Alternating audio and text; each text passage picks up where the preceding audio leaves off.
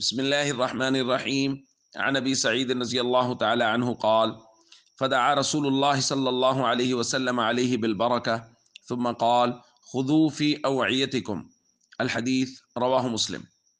حضرت ابو سعید رضی اللہ تعالیٰ عنہ بیان فرماتے ہیں کہ غزوہ تبوک کے موقع پر صحابہ کرام کو بہت بھوک لگی، کھانے پینے کی اشیاء تقریباً ختم ہو گئیں، تو حضور علیہ الصلوۃ والسلام سے انہوں نے اجازت چاہی، یا رسول اللہ اگر آپ اجازت دیں تو کچھ اونٹ ذبح کر لیں۔ تو حضور علیہ الصلوۃ والسلام نے اجازت دے دی، لیکن حضرت عمر رضی اللہ تعالیٰ عنہ انہوں نے رائے دی، مشورہ دیا، یا رسول اللہ صلی اللہ علیہ وسلم اگر ایسا کریں گے تو قل الظہر، سواریاں تو بہت کم ہو جائیں گی، اور سفر میں پہلے ہی سواریاں کم ہیں۔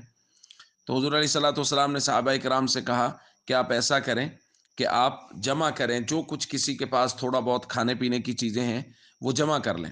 حضور علیہ الصلوۃ والسلام نے ایک دسترخوان بچھوایا، صحابہ کرام جو ہے وہ اپنا بچا ہوا لے کے آنے لگے۔ فجعل الرجل یجیء بکف ذرہ، ایک آدمی مکئی کی ایک مٹھی بھر کے لا رہا ہے، وہی بچی ہوئی تھی۔ وہ یجیء الاخر بکف تمر، ایک آدمی جو ہے وہ ایک مٹھی بھر کے کھجوروں کی لا رہا ہے۔ وہ یجیء الاخر بکسرہ، کوئی جو ہے وہ ایک روٹی کا ٹکڑا لا رہا ہے۔ تو دسترخوان پر تھوڑی سی چیزیں جمع ہو گئیں، سارے لشکر میں سے جمع کرنے کے بعد بھی راوی کہتے ہیں شیء یسیر، تھوڑی سی کھانے کی چیزیں جمع ہو گئیں۔ فدعا رسول اللہ صلی اللہ علیہ وسلم، جو آج ہم نے حدیث کے الفاظ پڑھے، حضور علیہ الصلوۃ والسلام نے اس پر برکت کی دعا کی۔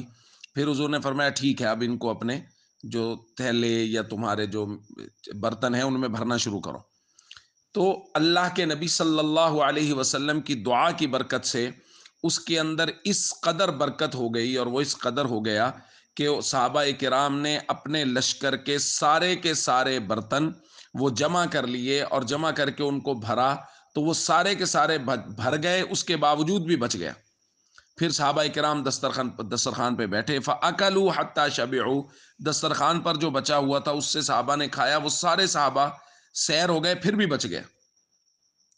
تو یہ نبی کریم صلی اللہ علیہ وسلم کا معجزہ تھا کہ حضور علیہ الصلوۃ والسلام کی دعا کی برکت سے تھوڑا سا کھانا اللہ رب العزت نے اتنا وافر اور زیادہ کر دیا کہ سارے لشکر کے برتن بھی بھر گئے، اور سارے صحابہ نے سیر ہو کے کھا بھی لیا، پھر بھی بچ گئے۔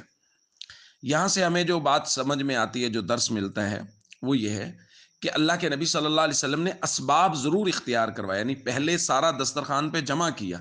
ویسے اللہ کے نبی صلی اللہ علیہ وسلم دعا فرماتے تو اللہ رب العزت دسترخوان پہ بغیر کوئی چیز موجود ہوئے ہی پیدا کر دیتے، جیسے من و سلوہ پہلے اترتا تھا، لیکن نہیں، فرمایا پہلے جمع کرو چیزیں، اسباب اختیار کرو۔ پر اسباب اختیار ہوئے پھر دعا فرمائی۔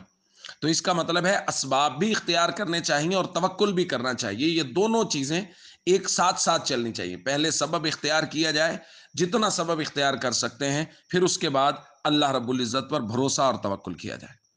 السلام علیکم ورحمۃ اللہ وبرکاتہ۔